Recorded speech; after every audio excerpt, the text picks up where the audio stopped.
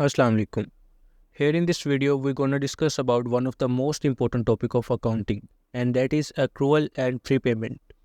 I'm sure अगर आप इस एक वीडियो को फुल अटेंशन से सुनते हैं तो आपको इस कॉन्सेप्ट में आइंदा कभी भी कोई प्रॉब्लम नहीं होगी. So let's start. अकाउंटिंग दो कॉन्सेप्ट पर बेस करती है. One is cash basis and the second is accrual basis. Cash basis कहता है कि record money when it comes in और comes out. In simple words, पैसों को तब ही रिकॉर्ड करो जब आपके पास बिजनेस में पैसे आए या बिजनेस से पैसे जाएं. और अक्रूवल बेसिस कहता है कि expense will be recorded when it is incurred, यानी कि जब आपका एक्सपेंस हो जाए आप उसको तभी रिकॉर्ड कर लें, इरिस्पेक्टिव कि आपने उस एक्सपेंस की पेमेंट की है या नहीं. And income will be recorded when earned, यानी कि जब आपको इनकम अर्न हो जाए तो आप उसको रिकॉर्ड कर लें, नो मैटर कि वो इनकम अभी आपको रिसीव हुई है या नहीं. By default accounting accrual basis पे वर्क करती है. अक्रूवल बेसिस में 4 मेन कॉन्सेप्ट होते हैं. जिसको ये समझ आ गई उसको अक्रूवल वाले चैप्टर में कभी कोई प्रॉब्लम नहीं आएगी. And these 4 concepts are prepaid expense, accrued income, unearned income. अब इन 4 कॉन्सेप्ट्स को मैं वन बाय वन एक्सप्लेन करता हूँ. सो let's start with prepaid expense.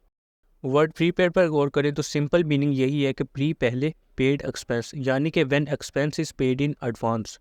अभी आपने एक्सपेंस इनकर नहीं किया और उसके पैसे आपने पहले ही पे कर दिए. फॉर एग्जांपल, आप एक कंपनी के हेड हैं और आपके अंडर बहुत सारे एम्प्लॉयज़ काम करते हैं.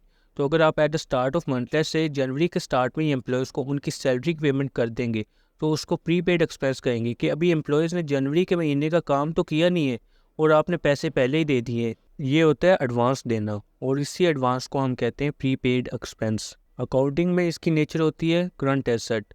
और अब हम बात करते हैं इसकी एंट्री पे. बल्कि इसकी एंट्री सीखने से पहले एंट्री करने के बेसिक कॉन्सेप्ट को हम रिवाइज करते हैं. AED, एसेट एक्सपेंस ड्राइंग, जब इंक्रीज होगी तो डेबिट होंगी. LIC, लाइबिलिटी इनकम कैपिटल, जब इंक्रीज होगा तो क्रेडिट होगा and vice versa. Consider the statement, यह paid salaries of ₹50,000 in advance in cash. अब इस स्टेटमेंट की हमने एंट्री करनी है. सैलरी की पेमेंट एक एक्सपेंस होता है और इन द स्टेटमेंट उस एक्सपेंस की पेमेंट एडवांस में हो गई है, यानी कि ये प्रीपेड एक्सपेंस का केस है. प्रीपेड एक्सपेंस, जिसको हम एडवांस भी कहते हैं, एक एसेट होता है और हेयर इन दिस केस 50,000 का एडवांस दिया गया है. मीन्स के एसेट 50,000 से इंक्रीज़ हुआ है और एसेट का इंक्रीज़ होना होता है डेबिट.